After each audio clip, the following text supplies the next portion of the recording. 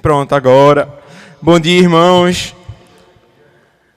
Vamos lá começar mais um dia e o último dia da nossa conferência. Sejam bem-vindos. Como a gente acabou de cantar, que bom que a gente está aqui para louvar a Deus e aprender mais dele. Vamos abrir nossas Bíblias no Salmo de número 2. A gente vai fazer leitura alternada, como fizemos ontem.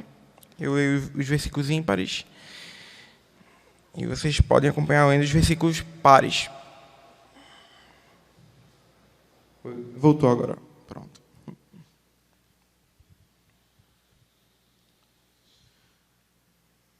texto diz assim: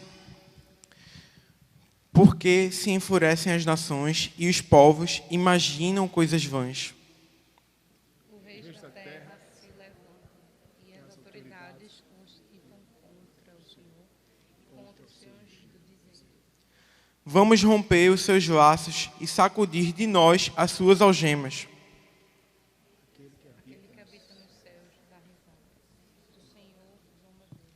Na sua ira, a seu tempo lhes falará, e no seu furor os deixará apavorados, dizendo: Eu constituí o meu rei sobre o santo monte de Sião.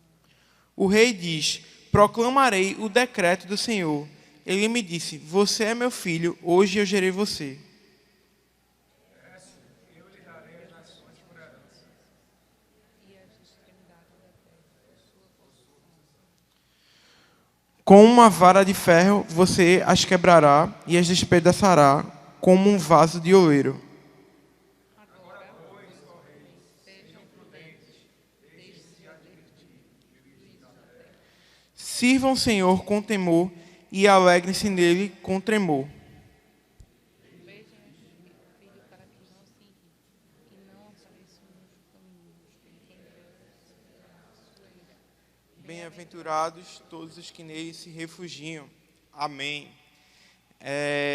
E é com essa mentalidade de reconhecer que o Senhor é o verdadeiro Senhor e Ele domina sobre todas as nações e Ele bota qualquer governo debaixo dos seus pés, é que nós estamos aqui para reconhecer o nome dEle, para adorá-lo e aprender mais dEle nesse tempinho aqui na conferência.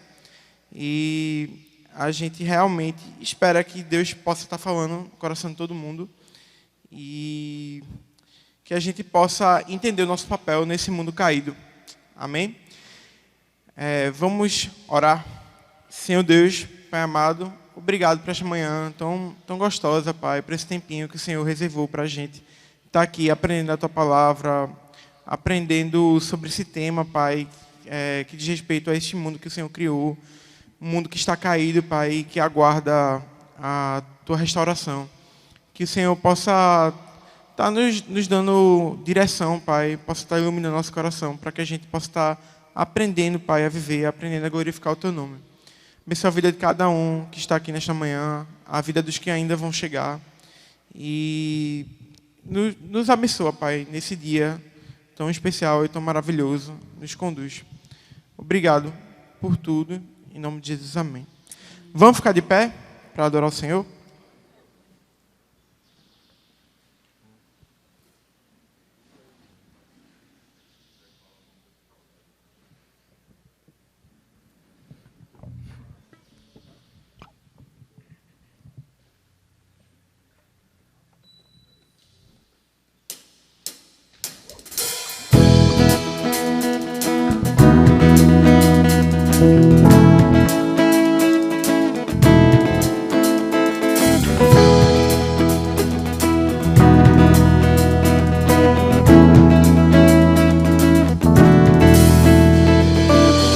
Majestade, força, honra e poder sejam dados a Jesus, soberano Rei dos Reis. Na cruz venceu a morte e o pecado destruiu, com seu sangue nos comprou, nossa dívida pagou. Glória, majestade, força, honra e poder sejam dados a Jesus, soberano Rei dos Reis. Na cruz venceu a morte e o pecado destruiu, com seu sangue nos comprou, nossa dívida pagou. Aleluia, Hosana, glória glórias ao Cordeiro. Nós te adoramos e a ti celebramos com ações de graça, danças de alegria, pois convém louvar-te, ó Senhor.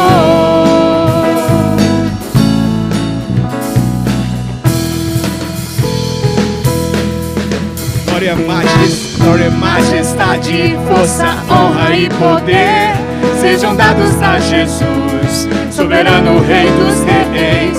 Na cruz venceu a morte e o pecado destruiu, com seu sangue nos comprou, nossa dívida pagou. Aleluia, hosana, glórias ao Cordeiro. Nós te adoramos e a ti celebramos com ações de graça, danças de alegria, pois convém louvar-te, ó Senhor. Pois convém louvar-te, ó Senhor. Das trevas trouxe-nos pra sua luz, para com ele reinar. Livre acesso nós temos ao Pai pelo sangue de Jesus. Aleluia, hosana, glórias ao Cordeiro. Nós te adoramos e a ti celebramos com ações de graça, danças de alegria, pois convém louvar-te. Aleluia, hosana, glórias ao Cordeiro. Nós te adoramos e a ti celebramos com ações de graça, danças de alegria, pois convém louvar-te, ó Senhor. Pois convém louvar-te, ó Senhor. Pois convém louvar-te, ó Senhor.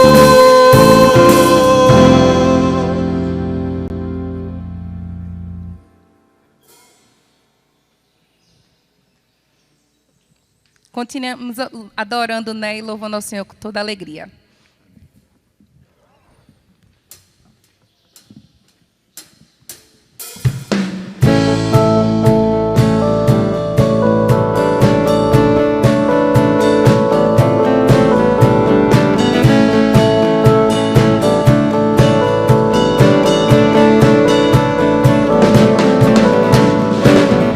Nossa força nasce no Senhor, esperamos no Senhor, esperamos no Senhor. Nossa força nasce no Senhor, esperamos no Senhor, esperamos no Senhor. Oh Deus, tu sempre reinas, tu és nossa esperança, tu és eternamente Deus, eternamente Deus, tua força não acaba.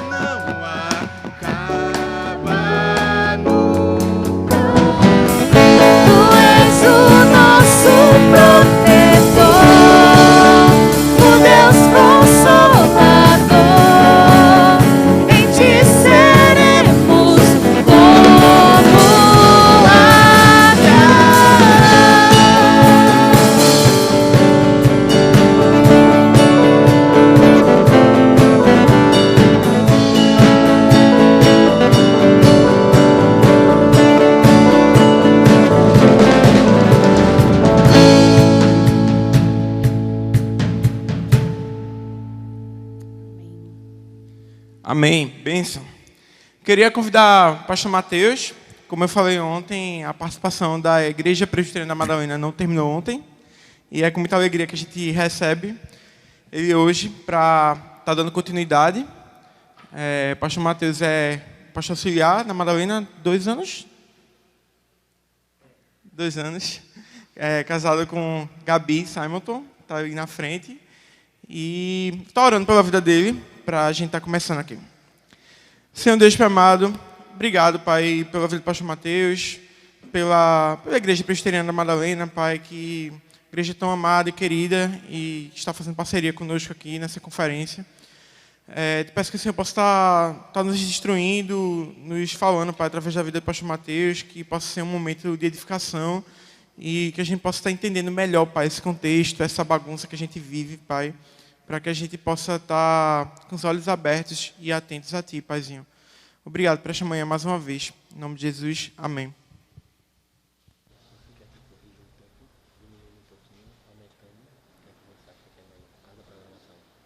Fica à vontade. Sério? Sério. 100%? O passador lá tá no slide. Vou pegar agora. Ah, valeu, massa.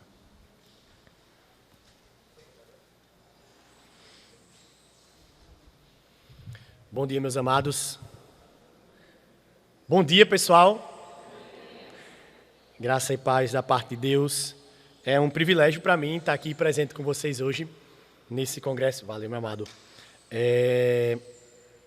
E pensar um pouco a respeito de um tema tão relevante para os nossos dias. Gostaria de agradecer ao Conselho da Igreja, o pastor Ronaldo, em especial também Arthur, que nos convidou, entrou em contato conosco, e eu estou vendo ele aí animado e disposto para o serviço nesse momento tão importante. Tá meio longe. Eita.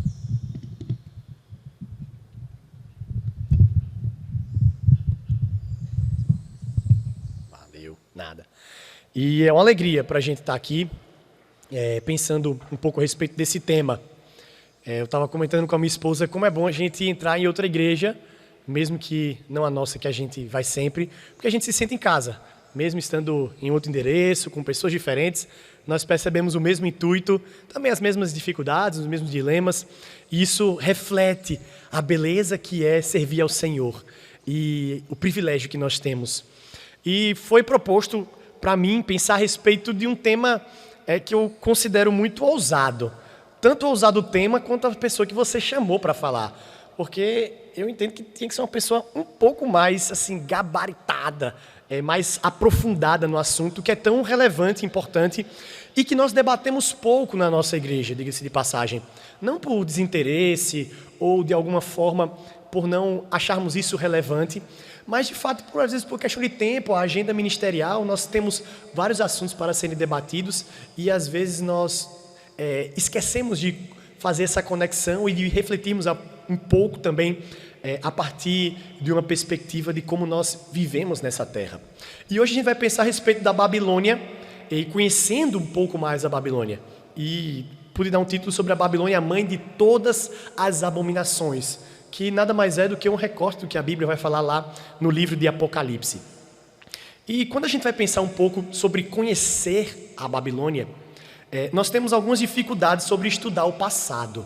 Eu não sei quantos de vocês já puderam estudar um pouco mais a fundo história, além do que a gente estuda nas disciplinas, ou na disciplina no colégio, que é aquela disciplina que a gente, às vezes, não tem tanta alegria em ir para a aula, às vezes o professor não é tão compromissado, a gente aproveita para fazer outras tarefas no meio da aula de história, mas se estudar a história é um pouco difícil, principalmente a história no passado, por dificuldades de fontes historiográficas. Essa é a primeira dificuldade, porque, deixa eu ver se chegou aí, pronto, isso aqui são as fontes historiográficas do passado. Esse aí é o Código de Hammurabi, um tipo de escrita daquela época, escrita cuneiforme. Isso aí é praticamente o livro que se tinha no passado. Hoje em dia a gente vai, por exemplo, pegar a respeito de estudar a Segunda Guerra Mundial. A gente tem filme, tem documentário, tem livro, tem testemunho de pessoas que sobreviveram ainda, estão vivas desde aquela época. A gente vê, por exemplo, essa invasão que está tendo da Rússia na Ucrânia, e a gente tem pessoas fazendo live de uma guerra. Não tinha isso no passado. Depois do registro da guerra, aí você tinha uma pessoa que ia lá, colocava bem resumido, parecendo um ato de presbitério, ele fez isso, fulano fez isso, depois veio para cá, fez assim. E é mais ou menos dessa forma que a gente vai tentando construir ou entender um pouco do que aconteceu no passado. Uma outra dificuldade de estudar o passado, e eu digo no sentido da história antiga mesmo, é cometer o único erro que você pode cometer estudando história. Quando a gente vai pensar a nova perspectiva da história, que é a escola de análise, que surgiu depois da Segunda Guerra Mundial com Mark Bloch, o único erro, segundo eles, é você cometer anacronismo. É o único erro que existe. E o que é o anacronismo? O anacronismo consiste em você atribuir a uma época ou a um personagem ideias diferentes da época em que ele estava inserido. Pensando de maneira prática, como é que seria isso? Uma discussão clássica para quem gosta de futebol. É você trazer os elementos de hoje, salários altos, categoria de base, infraestrutura, estádios, uma carreira profissional, e comparar, por exemplo, a época de Pelé. E você dizer que lá era mais difícil, era mais fácil, e aqui é mais difícil, é mais fácil, e tentar fazer esse comparativo em duas épocas que eram completamente distintas. Então, esse é o único erro de se fazer história, segundo a perspectiva dos historiadores, porque você tentar fazer esse comparativo, não, isso aqui é isso, e tentar juntar essas duas coisas. Então, nós vamos tentar não cair nesse erro. Mas nós vamos partir com base num pressuposto, que é o pressuposto bíblico. A gente vai estudar um pouco a Babilônia, esse contexto da história antiga, com a lente cristã. A Bíblia, a nossa única regra de fé e de prática, entendendo que a Bíblia é a palavra de Deus, a verdade revelada, inspirada e preservada, e entendendo que a Bíblia também serve de reflexões e fontes historiográficas para a nossa vida. Então, a gente vai pensar a respeito disso, como Deus sendo o principal personagem, o protagonista da história, como a gente entende isso em história bíblica, e o diabo e os seus opositores como os antagonistas, aqueles que tentam de fato se levantar e se opor à verdade de Deus. Então, de uma maneira bem rápida, eu sei que pegar a primeira palestra da manhã é difícil, eu digo isso primeiro por mim, porque acordar cedo e pregar de manhã é difícil, eu tenho que estar ali acordado, no louvor eu fico mais agitado, para ver se eu desperto um pouco, e eu vou tentar ser o mais rápido e didático possível, para a gente tentar absorver um pouco a respeito da Babilônia, tanto no passado, quanto num passado não tão distante, e pensar numa aplicação nos nossos dias, para como a gente pode fazer uma análise a respeito desse pensamento. Então, nós vamos tentar dividir dessa forma. Então, primeiro a gente vai conhecer um pouco a respeito da Babilônia. A estrutura antiga da Babilônia. A Babilônia tem a sua origem e ela é localizada hoje no que é conhecido como o Iraque. Fica mais ou menos a uns 100 a 150 quilômetros da capital Bagdá. E o nome Babilônia vem de origem acadiana, que significa porta dos deuses. É isso que significa a cidade ou o nome da Babilônia. E aí para você... Cadê? É para cá? Foi aí. Não sei se você é bom com mapa. Agora todo mundo está vendo mapa. A galera está se formando aí em geopolítica, vendo esse conflito da Rússia e da Ucrânia. Mas para você se localizar aí, essa aí é a região do Crescente Fértil, que pega o rio Tigres e Eufrates, do lado de cá, para vocês. E o lado de lá, o rio Nilo. Você tem a crescente, porque lembra a lua crescente, né? Você tem essa crescente fértil. Tem esse nome porque foram as civilizações que se desenvolveram ao longo dos rios. E rio tem tudo. Você tem vida, você tem um meio de transporte, você consegue a fertilidade da terra, você consegue alimento, você consegue se locomover com maior facilidade e menos esforço. Então, essa região foi onde os primeiros povos se desenvolveram. Você está vendo ali também a Península do Sinai, ali o Mar Mediterrâneo. Então, foi nessa região que se desenvolveu a Babilônia. E uma coisa interessante é o seguinte, a Babilônia foi ali, está ali Mesopotâmia, onde a Babilônia está registrada, o rio Eufrates, e ali era uma passagem de muitos povos. Muitas caravanas passavam por ali. Então, desde a origem da cidade, foi uma cidade, e grave isso, uma cidade que teve influência de várias culturas, vários povos, vários pensamentos, várias filosofias. Várias pessoas passavam por lá. E isso foi forjando um pensamento cultural daquele povo. E isso aí é a Babilônia no início. Após a queda do Império Acádio, e aí nós vamos ter a história do rei Sargão e tudo mais, dois povos brigaram por essa cidade, os babilônios e os assírios. os babilônios tomaram o poder e em 1792 a.C., Hammurabi, que é um nome também conhecido da gente na história antiga, ele domina a região da Babilônia, a cidade e aquela região. E ele começa uma certa expansão, e ele começa a crescer próximo ao rio, e a cidade atinge um auge de 200 mil habitantes, uma mega cidade para aquela época. E esse é o primeiro período da Babilônia, conhecido como a Paleo-Babilônia. E as principais contribuições da Babilônia para até os nossos dias de hoje é a escrita moderna, a ideia de tentar unificar uma escrita, ter registros históricos do que era feito, a matemática, então a divisão de medidas, você registrar um número, e uma coisa que foi revolucionária também foi nessa época, a ideia de unidade de medida.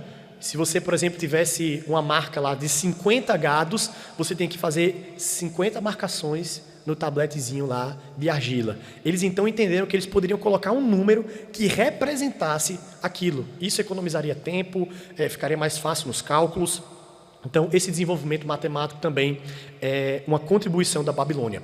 Mas um dos mais famosos, ou uma das mais famosas contribuições da Babilônia, nessa primeira parte dela, é o Código de Hammurabi. É um nome conhecido, a gente já ouviu, e tem base na lei do talião. E aí é um texto mais conhecido para a gente, que é olho por olho e dente por dente. Isso foi registrado. Essas são as principais contribuições dessa primeira era da Babilônia. Só que depois de Hammurabi não se desenvolveu nenhum outro líder e a Babilônia sucumbiu. Outros impérios dominaram, ela foi enfraquecida. Somente em 612 a.C., após o enfraquecimento do Império Assírio, um rei chamado Nabopolassar, isso mesmo, toma o poder da Babilônia. E ele vai agora implementar uma mentalidade expansionista e dominadora. Muda a chave de como a Babilônia agora ia se relacionar com os outros povos. Ele invade Nínive, que era então capital do Império Assírio, uma grande cidade poderosa, e a Bíblia registra isso, a grandeza que é Nínive, lá no livro de Jonas, quando vai falar que Jonas demoraria 3 dias para percorrer a cidade de Nínive, mas Jonas vai lá e prega em um dia só, dá uma carreira, e o povo se converte. Mas é uma cidade grandiosa, uma cidade poderosa, é destruída. Nabopolassar, ele ergue o Império babilônico, e agora ele faz algo que também era revolucionário e caracterizou essa segunda era da Babilônia. Ele começa a fazer aliança com outros povos. Ele faz aliança com os medos e com os persas. E esse tipo de aliança foi tão forte, foi tão revolucionário, que ele casou o seu filho, que é o nome mais conhecido que a gente tem da Babilônia, que é Nabucodonosor, com a filha do rei dos Medos, para selar essa aliança. Esse casamento, de fato, uniria esses dois povos. Nabucodonosor ascende o trono depois da morte do seu pai, que tem por nome, Nabucodonosor significa Nebo, proteja a coroa, um dos vários deuses que existiam na Babilônia. E então ele herda e começa a dominar a Babilônia, e aquele desejo que iniciou com seu pai, ele começa a expandir. Ele começa a aumentar o império. Nós já tínhamos vivido, o mundo já tinha vivido várias expansões de alguns reinos. O Egito já tinha crescido e diminuído, o Império Assírio, o Império Acadiano, e agora a Babilônia começa a crescer e tomar praticamente toda essa região do Crescente Fértil. E chega ao domínio, ou melhor, chega ao apogeu com acordos comerciais. Eles iam, dominavam as terras e faziam acordos comerciais. Foi no período de Nabucodonosor que chegou o apogeu da Babilônia e tiveram os famosos jardins suspensos. Foi a formação dos zigurates, que nada mais é do que pirâmides que eram que serviam de culto para os seus deuses. O principal deus da cultura caldeia, que é um dos nomes para a Babilônia, é Marduk. Mas o que mais nos chama a atenção é o que é registrado lá em Daniel, no capítulo 1, verso 3, e eu imagino que você esteja com a sua Bíblia aberta, e como eu disse, a gente também vai usar a Bíblia de fonte historiográfica e da revelação divina. Daniel capítulo 1, verso 3. Se você puder abrir aí para a gente ler. Não sei se vai ser projetado, você pode abrir. Vai dizer assim, ó. Disse o rei Nabucodonosor, a Aspenaz, chefe dos eunucos, que trouxesse algum dos filhos de Israel, tanto da linhagem real como dos nobres. E ele vai identificar esses jovens no verso 4. Jovens sem nenhum defeito, de boa aparência, instruídos em toda a sabedoria, doutos em ciência, versados no conhecimento e que fossem competentes para assistirem no palácio do rei e lhes ensinasse a cultura e a língua dos caldeus. Essa é uma das marcas dessa nova expansão que é conhecido como o Império Neobabilônico. Eles invadiam os povos e eles traziam os principais dos nobres para a sua corte. É diferente de como os assírios, por exemplo, agiam. Os assírios chegavam, tinha um povo inimigo, matava todo mundo. É diferente de como Deus agia com os outros povos. É interessante quando a gente pegar, por exemplo, o relato lá de 1 Samuel, o primeiro livro de Samuel, que vai falar de como Deus ordenou que Saul procedesse com os amalequitas. Ele deveria ir e destruir todo mundo. Os homens, as mulheres, as crianças, o gado, tudo deveria ser destruído. Isso era uma forma de dominação também. Qual é a mensagem por trás de Deus? Aqueles que não seguem os meus caminhos, eles vão ser destruídos. Vocês precisam me obedecer. Eu sou o rei, eu sou o governante, vão lá e façam isso. O que é que Saul faz? Justamente o contrário. Mata todo mundo, mas poupa o rei. Mata alguns animais, mas tira o melhor da terra. E por causa disso, Saul perde o reino de Israel. Deus aniquila Saul e também a sua geração, que não subsiste depois disso. A Babilônia agia de maneira diferente. Eles invadiam os povos e queriam aproximação desse tipo de pessoa. E olha que coisa curiosa, quem eram as pessoas que eles chamavam? Os nobres, os filhos dos reis e dos príncipes. E aqui tem uma expressão que é interessante na Bíblia, que é doutos em ciência, versados no conhecimento e que fossem competentes. Eles queriam pegar o melhor de cada terra para servir na sua cultura. E qual era o intuito? Qual era o objetivo de tudo isso? Era fazer com que os povos pudessem ter de fato essa transformação cultural. O texto aqui no verso 4 vai dizer: eles iam ser ensinados na cultura e na língua dos caldeus. É interessante que nós temos esse relato bíblico que vai falar logo no primeiro verso a respeito do rei Jeoaquim, mas também aqui, ó, isso aqui é o livro de guerra da Babilônia, que está lá no Museu de Londres, e também registra a respeito do rei Jeoaquim na região de Judá. Então é interessante observar que não é somente a Bíblia que tem, não que isso fosse reforçar a nossa fé, ou que agora a gente acredita mais nessa história de Daniel, porque tem outro livro sem ser a Bíblia que conta essa história. Não, a Bíblia é suficiente para nós.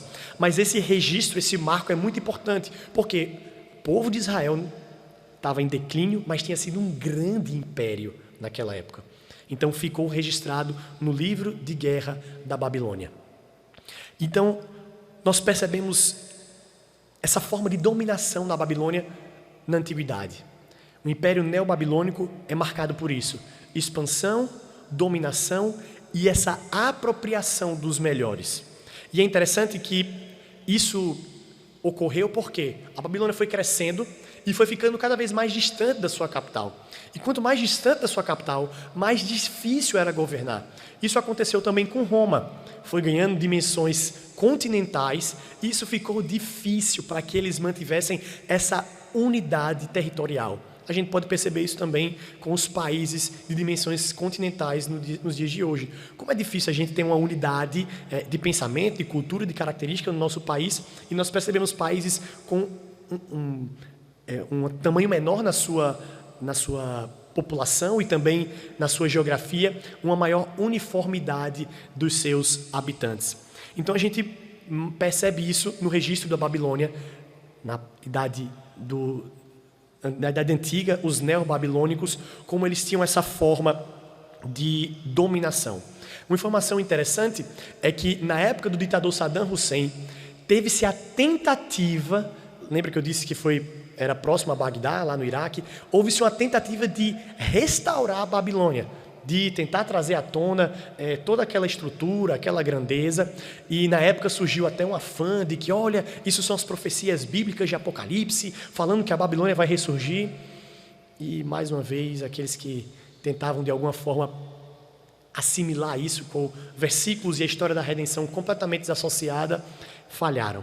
A Babilônia, ela foi tão marcante na sua época e na sua forma de domínio, como eles usavam os outros povos para subjugar. E então eles pegavam esses nobres e depois voltavam com eles para as suas terras, a sua terra natal, a sua querência, e essa forma de dominação ficou tão conhecida, tão grande, que ela se tornou um lema, ou trouxe uma personificação.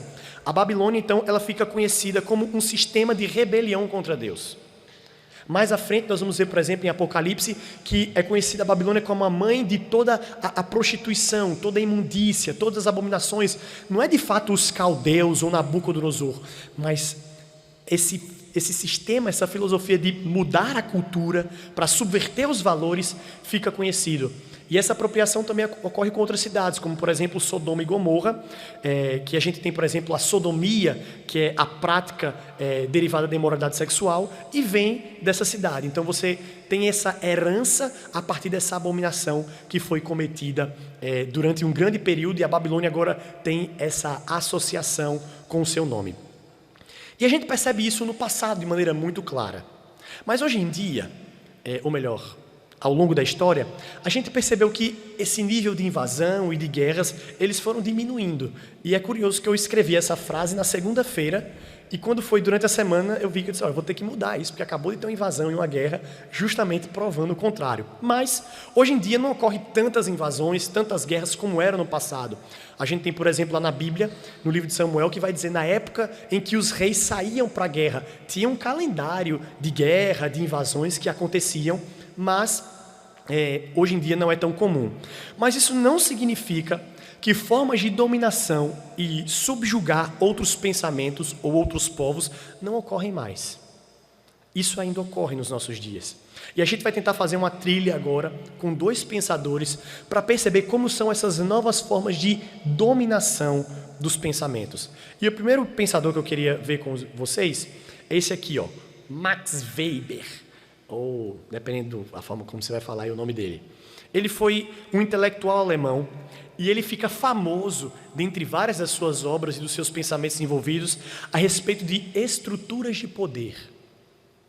Ele vai tratar sobre isso, sobre estruturas de poder. E qual a definição de Weber para estruturas de poder? A capacidade de exercer a minha vontade em uma relação social. A definição de Weber de poder é a capacidade de exercer a minha vontade em uma relação social. E Weber entendia que o Estado, ele não permite que ninguém pudesse mais exercer poder dentro do seu território. Então ele controlava isso. Então ele coloca alguns tipos de dominação, que eles entendem por ser uma dominação legítima, viável, porque uma dominação que ele diz que não é legítima é através da força. Ele diz que através da força bélica, por assim dizer, esse conflito de tirar a vida um do outro, ele não era um tipo de dominação legítimo. Mas ele coloca três tipos de dominação, que são legítimos: carismática, tradicional e racional. E o que seria o tipo de dominação carismático? Consiste em exercer o poder através da sua carisma. Você tem um rapaz bem apessoado, como o Arthurzinho, rapaz sorridente, bonito, descolado, e ele tem uma boa fala, ele é um cara que agrega conhecimento. Você fala o nome de Arthurzinho, todo mundo sorri. Eu não sei se isso é bom ou isso é ruim, tá? Mas todo mundo sorri, tem aquela coisa alegre, você fala o nome, é tipo, enfim, você pensar em um tipo de um líder carismático.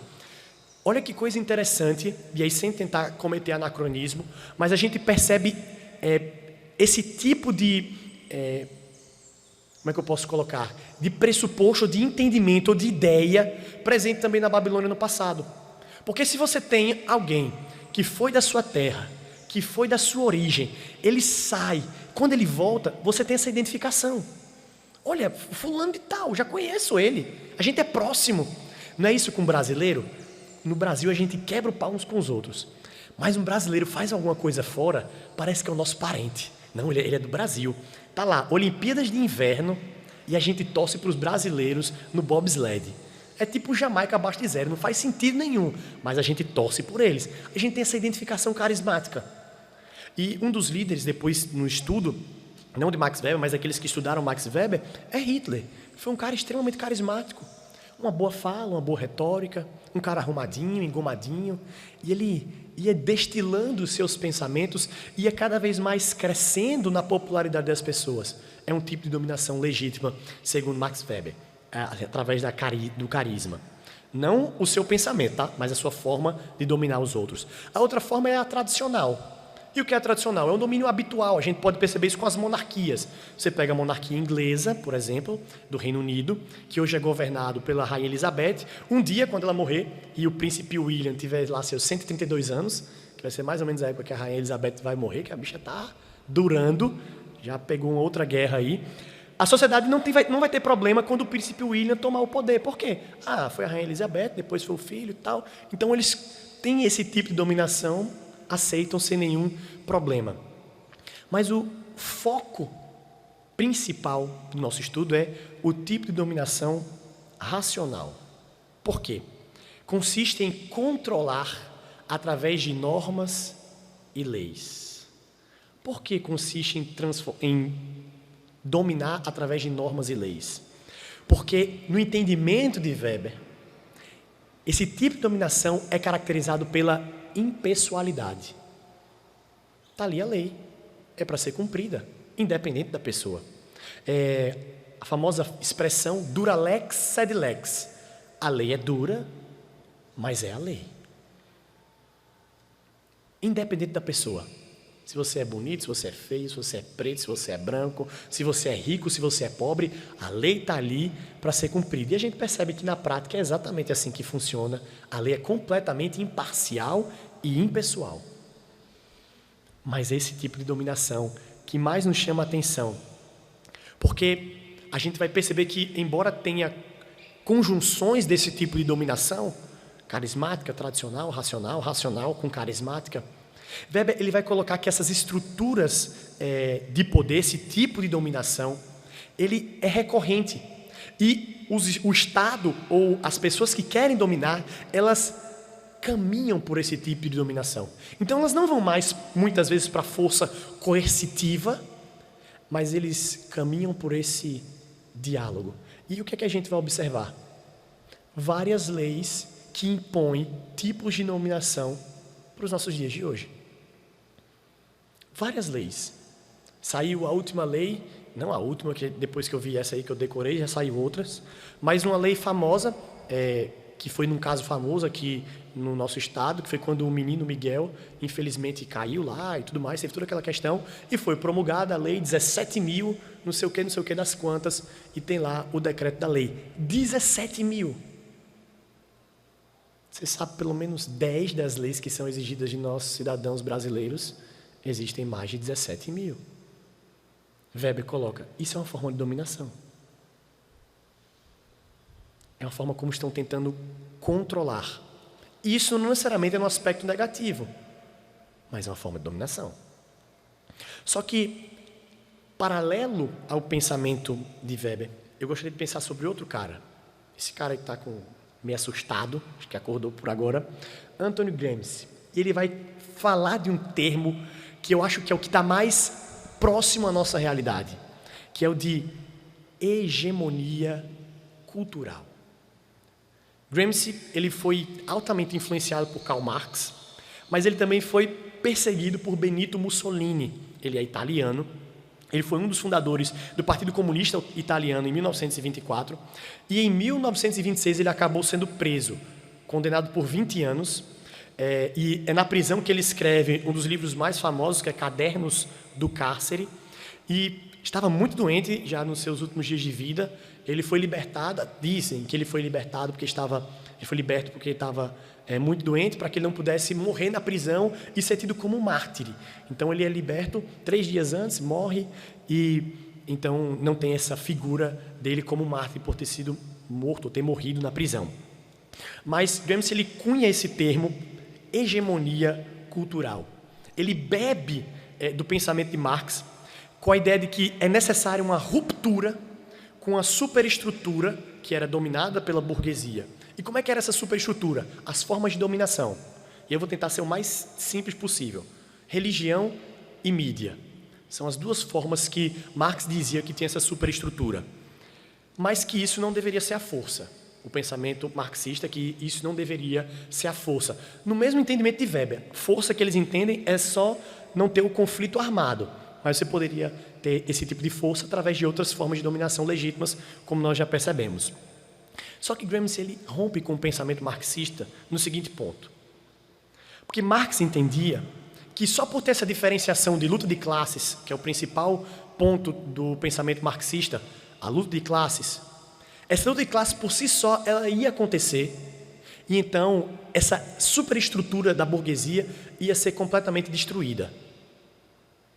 Gramsci vai dizer, não é só porque tem essa luta de classes, essa diferenciação, que essa luta vai acontecer.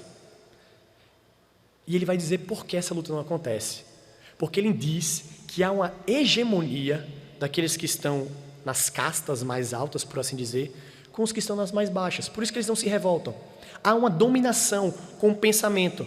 E agora ele inclui não somente os meios coercitivos, como polícia e órgãos militares, a religião, mas ele coloca também a educação e os meios de cultura.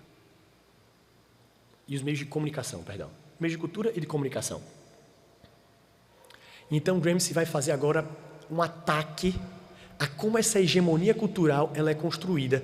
E se nós queremos, no pensamento dele, mudar isso, a gente tem que romper com essa ideia de dominação cultural. Mais uma vez nós percebemos que isso é só uma releitura daquilo que também já tinha acontecido no pensamento babilônico. Há essa dominação. Eu não vou dizer que há uma hegemonia cultural, porque esse termo não foi cunhado naquela época.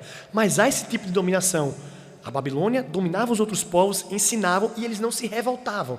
Claro que em um determinado momento eles se revoltavam depois, e a gente vai ver isso mais à frente, mas era o entendimento de Gramsci. Então, qual é a saída de Gramsci para ter esse rompimento com essas dominações? Ele coloca que não seria utilizado a dominação e a manipulação como uma revolução armada, mas tinha que ser utilizando o convencimento e a linguagem. Para Gramsci, os meios de comunicação eram fundamentais. Ele fala isso porque uma das suas formações era de jornalista. Olha aí, como mais uma vez nosso amigo Arthurzinho, está vendo? Isso é quase o objeto da nossa palestra aqui hoje. Então, ele também era jornalista e ele percebia o poder e o domínio que a escrita tinha de forjar esse pensamento. E a gente percebe isso nos dias de hoje também. Você vê uma informação e as pessoas se guiam por aquilo cegamente. Então, você tem você tem um leitor, você tem uma pessoa que estudou, trabalhou, tem fontes confiáveis, a pessoa não dá ouvido. Mas a primeira corrente de WhatsApp que segue, ela replica, defende aquilo, acredita, ela vai para o meio de comunicação que mais lhe apraz. E Gramsci também vai colocar isso. Porque ele vai colocar, naquela época, ele vai fazer um entendimento que precisava se ter uma releitura e a necessidade de ter meios de comunicação alternativos. E aqui, como eu disse, sem cometer anacronismo, o objetivo de Gramsci não era criar redes sociais, Instagram, Twitter, algo do tipo. Não era isso. Mas o entendimento dele os meios de comunicação eram dominados por aqueles que dominavam a hegemonia cultural. Ou seja, eles só iriam reproduzir aquilo que convinha a eles. Precisa outras pessoas se levantarem e trazerem uma outra forma de perceber a história. E isso se assimila com o estudo historiográfico. Porque quando a gente vai pensar a escola de análise lá com Mark Bloch, é o rompimento com a escola positivista. Do quê? A ideia da escola dos heróis, a história dos heróis, dos grandes feitos. Com Mark Bloch, a história das pessoas que construíram as pirâmides. Não dos faraós que construíram as pirâmides, mas aqueles que construíram de fato, que carregaram o peso, as histórias por debaixo dos panos. E essa é uma releitura que também Gramsci faz a respeito da mídia. Não pode ser quem conta a história somente de uma fonte, mas outras pessoas precisam ter voz e vez com isso. E chegando à nossa terceira e última parte, para a gente caminhar já para o final também. Como é que a gente pode perceber isso nos dias de hoje? É bem verdade que a gente não vive mais nessa era de dominação territorial. E mais uma vez eu fiz isso já antes de começar, e parece que tem que mudar tudo aqui, por causa dessa invasão que tem, num aspecto territorial geográfico. Mas a gente percebe que muito mais do que essas invasões territoriais, nós percebemos que há uma luta muito mais feroz e sutil que nos coloca diariamente à prova, que é essa dominação cultural. A tentativa de romper com os pressupostos bíblicos que nós fomos criados ou que nós aprendemos à luz da palavra de Deus, da revelação divina. E aqui não é tentando caminhar para nenhum tipo de teoria da conspiração ou negacionismo. Também não é tentar levantar uma bandeira de um partido político ou de um bloco econômico, mas perceber o que está por trás realmente de tudo isso. Não se trata de um conflito sobre blocos econômicos, partidos políticos, negacionistas ou não. Se trata sobre um conflito que tem origem na descendência da mulher e na descendência da serpente. E não se enganem, nós somos adversários. Nós somos opostos. Nós somos imissíveis. Ou pelo menos deveríamos ser. Há sim uma guerra entre os descendentes da mulher e os descendentes da serpente. E quando se pensa em guerra, não existe nenhum tipo de lei que possa reger o calor do momento.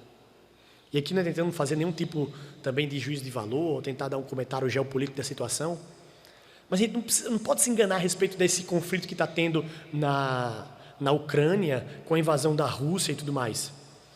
Não vai ter nenhum tipo de lei que vai proibir um teto máximo. Olha, a gente vai entrar num conflito, mas, por exemplo, não pode usar bomba nuclear, tá certo? Bomba nuclear cessou. Primeiro que estilar, ele vai soltar uma bomba. Porque na guerra não existe lei. Não existe nada desse tipo de lei. A guerra ela é feroz, ela é voraz. Só que eu não estou tentando fazer com que a gente se transporte lá para a Ucrânia, mas para que a gente pense na nossa realidade.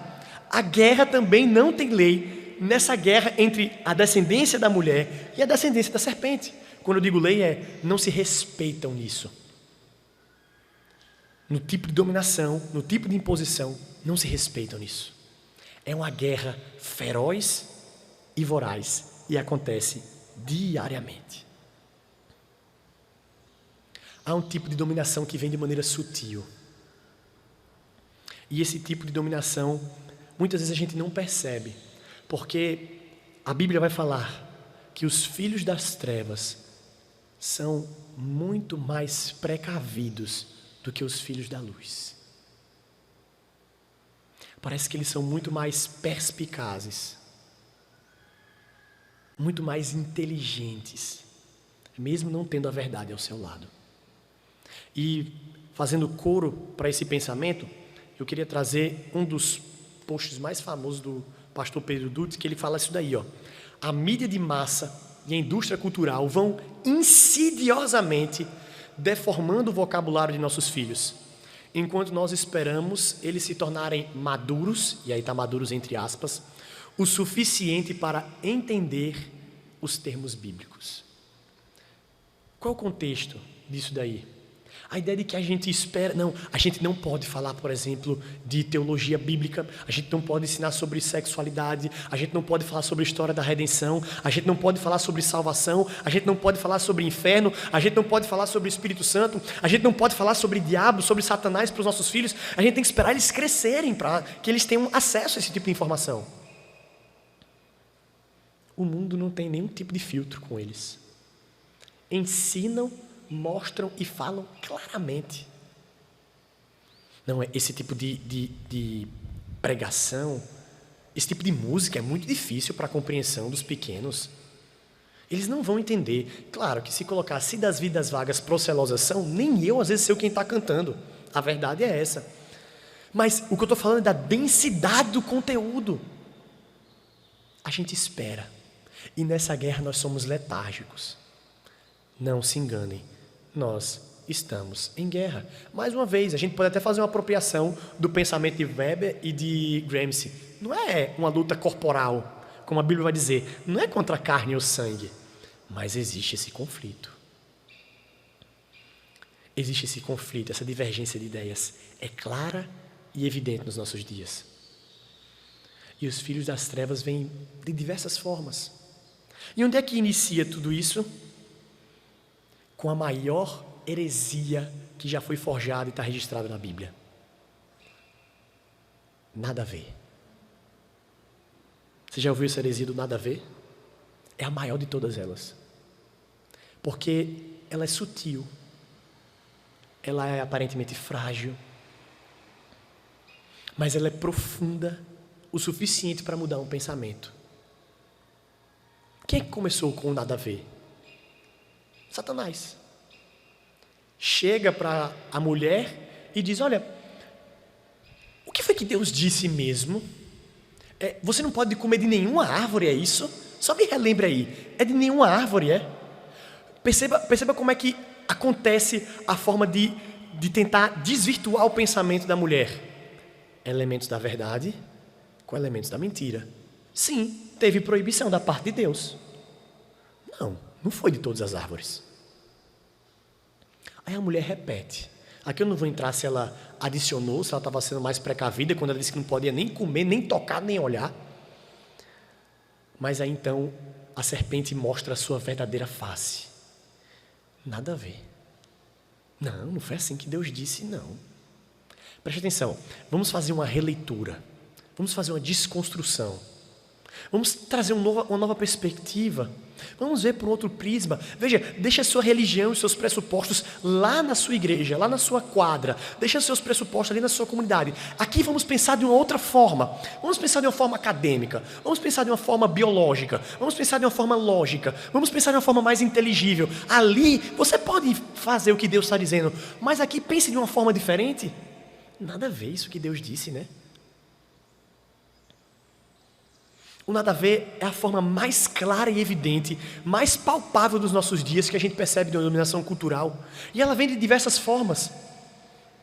O nada a ver vai vir de diversas formas, de diversas áreas, mas tem o mesmo tronco. O nada a ver pode vir de um partido de um lado esquerdo, de um lado direito, pode vir de vermelho, pode vir de azul, pode vir de um bloco econômico imperialista ou não, mas ele vai sempre convergir no mesmo espectro, descendência da serpente. Que vai dizer, não, nada a ver, não é isso não é bem assim. E cada vez mais nós somos bombardeados desde cedo com isso. Não existe mais um Nabucodonosor. Eu não entendo que ainda há alguma pessoa que está ali por trás, arquitetando, de maneira fria e calculista, tentando mudar e mover as peças do xadrez. Não há somente um, há vários. Em diversas formas, em diversos meios, com diversos tipos de linguagem. E nós não conseguimos perceber isso. Essa guerra é antiga. E a gente precisa estar atento quanto a isso. A gente vai perceber esse nada a ver de diversas formas. De uma maneira sutil ou talvez de uma maneira afrontosa e escancarada. Eu não sei quantos de vocês já conheceram ou já ouviram falar de uma mulher chamada Judith Butler. Ela foi a principal teórica do que conhecemos por teoria, conhecemos, eu digo, todos, assim, academia, né? De teoria queer. Eu não vou usar aqui e falar, eu sei que está transmitido aí, a ideia de teoria queer, mas a teoria queer consiste nas múltiplas formas de orientação sexual. Perceba, não é gênero. Alguns dessa corrente entendem que sim, só tem 2 gêneros. Olha como é que é sutil. Não, a gente acredita que só tem 2 gêneros. Só tem 2. É masculino e feminino. Orientação sexual é que são várias. Percebe como é sutil? Não, gênero, eu concordo. Só tem masculino e feminino, só tem macho e fêmea. Tem outro não.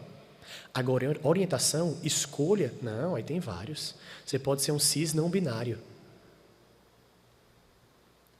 E um dos livros da Judith Butler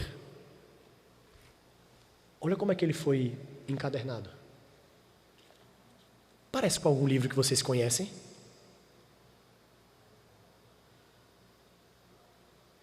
Olha como às vezes pode parecer sutil ou afrontoso.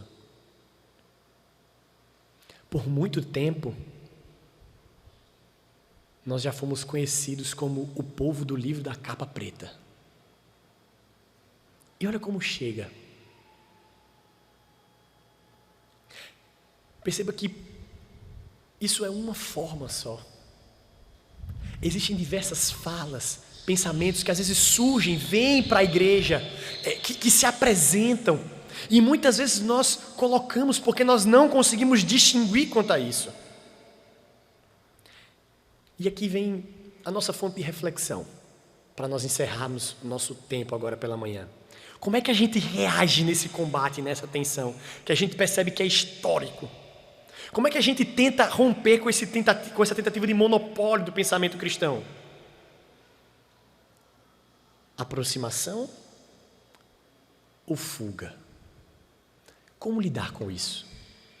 E eu vi um pouco o recorte da pregação ontem do pastor Laurindo, e a gente percebe 2 profetas que viveram completamente submersos nessa ideia de cativeiro, como Daniel viveu e também como um outro profeta, Jeremias, viveram. Eles viveram nesse contexto. E é interessante que lá em Jeremias, no capítulo 29, o texto, o que o Senhor vai falar para Jeremias, para dizer ao povo é: vocês precisam construir casas e habitar nelas, plantar jardins e comer dos frutos. Eu não sei quantos de vocês já tiveram a oportunidade de plantar o pé de alguma coisa. Eu nunca tive pé de nada, né? Só naquela época do colégio, né? Você bota um algodãozinho com feijão, mas fora isso eu nunca fui das plantas, não. Mas a gente percebe que demora tempo. Literalmente demora muito tempo para que você plante, regue, cresça e comece a dar frutos. O que o Senhor está dizendo para Jeremias é: vocês vão precisar se envolver com essa terra. Vocês não vão ter condição de sair. Foi eu que coloquei vocês aí. Foi eu que coloquei vocês aí. É interessante quando a gente vai observar também Daniel no capítulo 1. O texto é claro. É evidente aqui para a gente. O Senhor lhe entregou nas mãos a Jeoaquim. Foi Deus quem colocou o povo de Israel lá no cativeiro. Vocês vão viver aí. Vocês vão viver nessa tensão. Vocês vão viver nesse conflito diário. Eu quero que vocês passem por isso. Foi eu que levei vocês para o cativeiro do Egito também. Mas eu vou falar como vocês têm que viver aí. Vocês vão investir. E é interessante que a palavra que em algumas versões vão aparecer, a revista atualizada é prosperidade. Mas a ideia aí, o pastor Tim Keller vai colocar que é o shalom de Deus. É a paz. O povo vai experimentar paz, prosperidade, quando vocês, que são o meu povo, e estiverem inseridos nesse tipo de cativeiro e dominação, vocês se envolverem e participarem desse processo de transformação.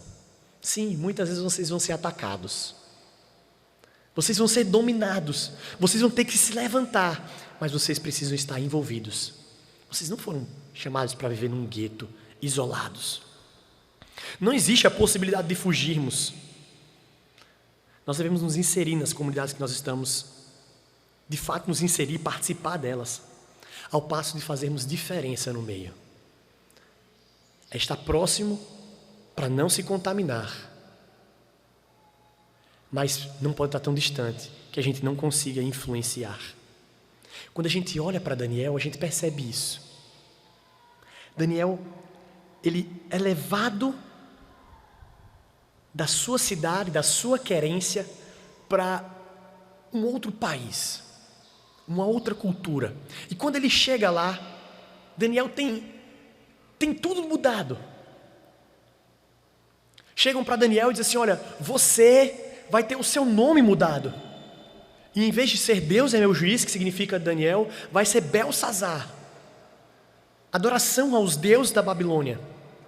Daniel, você vai aprender a nossa cultura, você vai aprender o nosso entendimento, você vai aprender nas nossas academias. E aqui, meus irmãos, Entendam que naquela época é astronomia com astrologia. O estudo dos astros que acontecia na Babilônia tinha essa mistura de religião com o seu pensamento próprio teórico.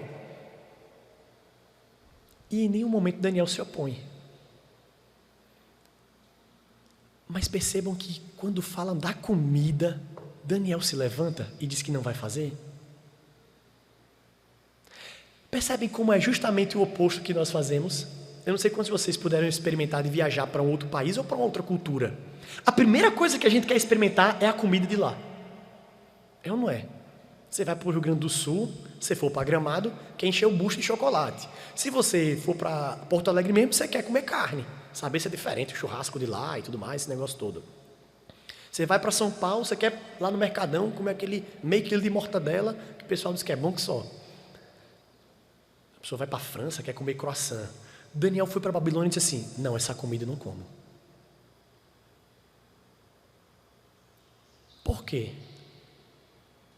Porque Daniel entendia que isso é o que chocava com os preceitos de Deus. Isso aqui é o que rompe. Isso aqui eu não posso fazer. Mudar o meu nome? Pode mudar. Me chama do que você quiser.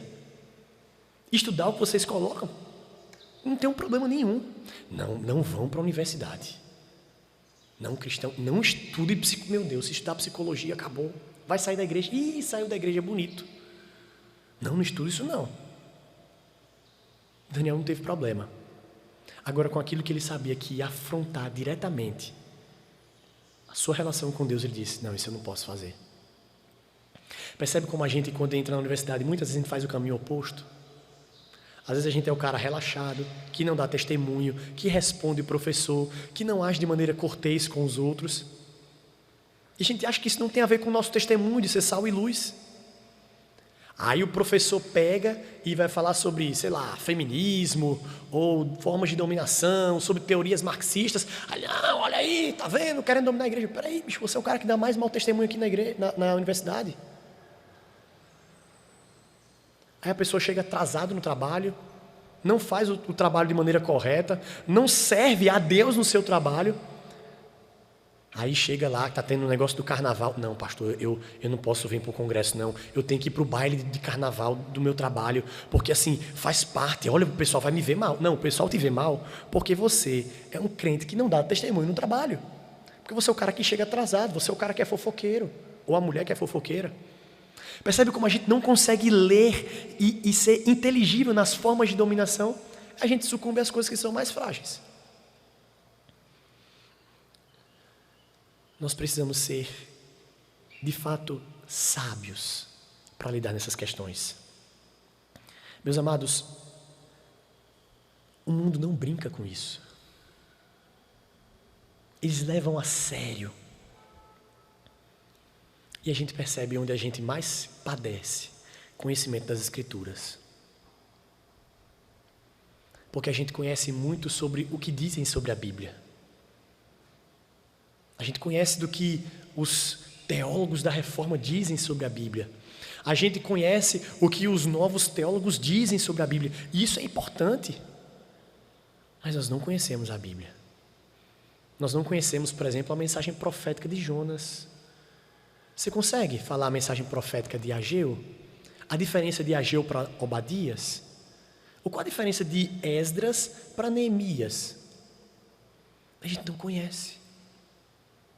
A gente conhece o que dizem sobre a Bíblia. O mundo não está brincando quando fala sobre dominação. Eles vão exercer isso.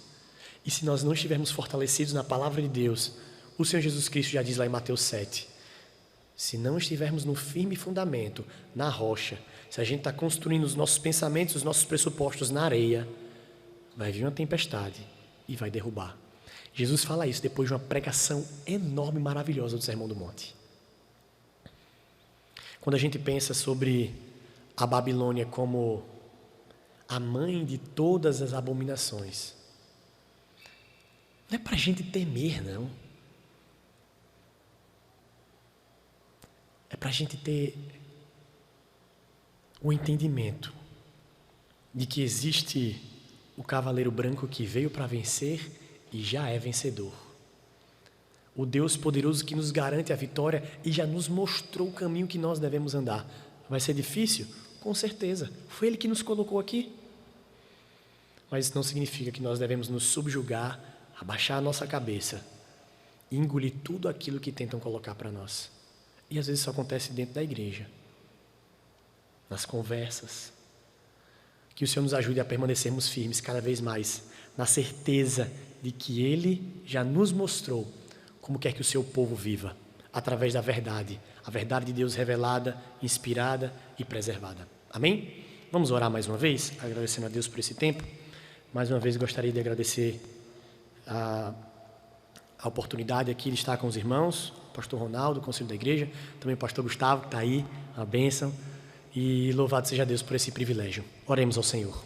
Santo Deus, nós te agradecemos, ó Pai, pelo privilégio que o Senhor tem nos dado de podermos estudar, ó Deus, e podemos aprender também do Senhor, daquilo que o Senhor requer de nós, aprender a como lidar com esse mundo que é hostil, ele jaz no maligno. Mas a certeza que nós temos de que o Senhor já nos garantiu a vitória.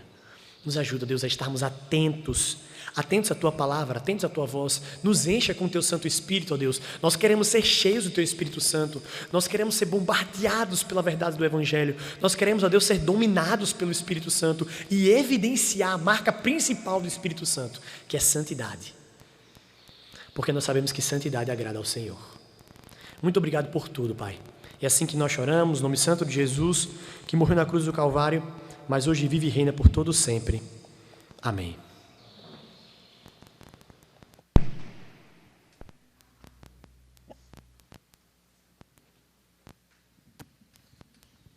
Irmãos, vamos de pé. Nós vamos cantar uma música que ela é bem antiga aqui na igreja, mas tem uma galerinha bem nova aqui, e aí a gente queria ensinar essa música para vocês, respondendo a essa mensagem do pastor Mateus, né? Eu peço que vocês prestem bem atenção na letra, no que vocês estão cantando, que seja de coração, que seja verdadeiro, que enquanto a gente estiver aqui nessa Babilônia, a gente possa realmente ter esse desejo de ser santo e querer agradar a Deus de todas as maneiras, tá bom? A gente vai tocar ela só violão agora, passando bem lentinha para a gente aprender, e depois a gente canta com tudo. Vamos lá?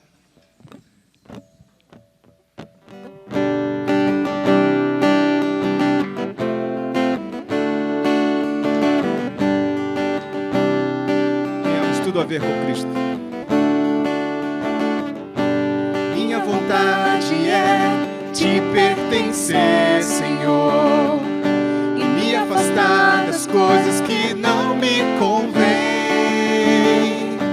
Em santidade, amor e compromisso, ser fiel ao teu chamado. Novamente, minha vontade é te pertencer, Senhor, e me afastar das coisas que não me convêm. Em santidade, amor e compromisso, ser fiel ao teu chamado. O refrão agora. Quero ser santo, me coloco ao teu dispor e querer. Quero ser santo, separado e guardado por ti. Consegue ir sozinho? Vamos lá, todo mundo.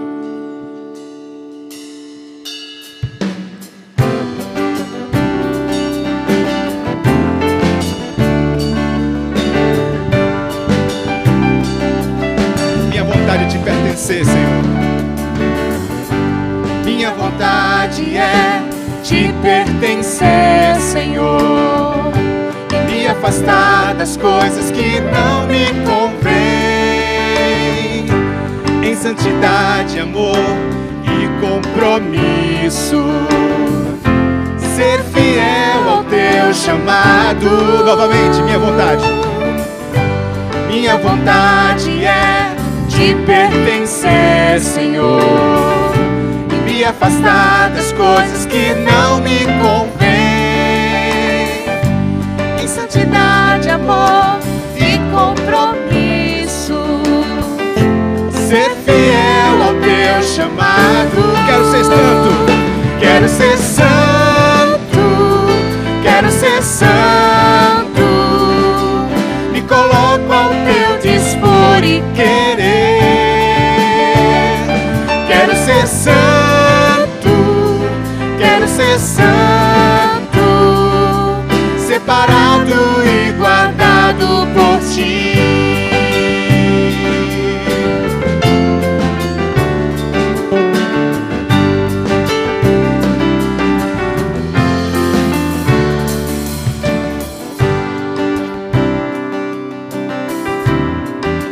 Mais uma vez, minha vontade. Minha vontade é te pertencer, Senhor, e me afastar das coisas que não me convêm. Em santidade, amor e compromisso, ser fiel ao teu chamado. Quero ser santo, quero ser santo. Ao teu dispor e querer. Quero ser santo, quero ser santo, separado e guardado por ti. Só a igreja. Quero ser santo, quero ser santo, me coloco ao teu dispor e querer. Quero ser santo, quero ser santo, separado e guardado por ti.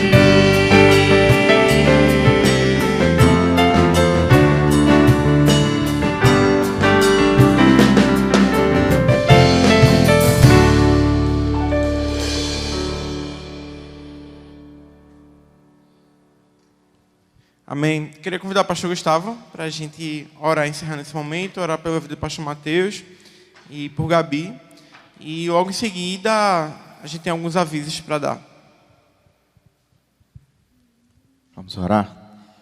Senhor, muito obrigado, Pai, porque o Senhor tem cuidado do teu povo, o Senhor tem nos alertado quanto ao presente momento que a gente vive. O Senhor tem, de fato, Pai, aberto os nossos olhos, enchido o nosso coração com a Tua palavra, Pai, e nós Te agradecemos por isso. O Senhor fortalece-nos, fortalece a juventude dessa igreja, fortalece toda a Tua igreja, diante dos desafios, ó Pai, que surgem na vida da sociedade, nesse tempo, nesses dias que são dias maus, mas que em Ti, Senhor, nós vivemos, nós não apenas vivemos ou sobrevivemos, mas de forma alegre, diante do Senhor, nós temos vida abundante em meio a essa ordem social dos nossos dias, Senhor. Obrigado, porque o Senhor está conosco, independente de qualquer situação que aconteça. Te pedimos, Senhor, que o Senhor abençoe a vida de Mateus, a vida de Gabi, Senhor. Que o Senhor continue, Pai, dando a ele a Tua palavra, que o Senhor continue fazendo com que os Teus mandamentos possam pulsar no seu coração, Pai. Ó Deus, que eles a cada dia vivam a Tua vontade, vivam o Teu chamado para a vida da família deles, Senhor. Abençoa-os. Essa é a nossa oração sincera aqui nessa manhã e pedimos que o Senhor continue a nos conduzir para a Tua honra e para a Tua glória. Em nome de Jesus. Amém.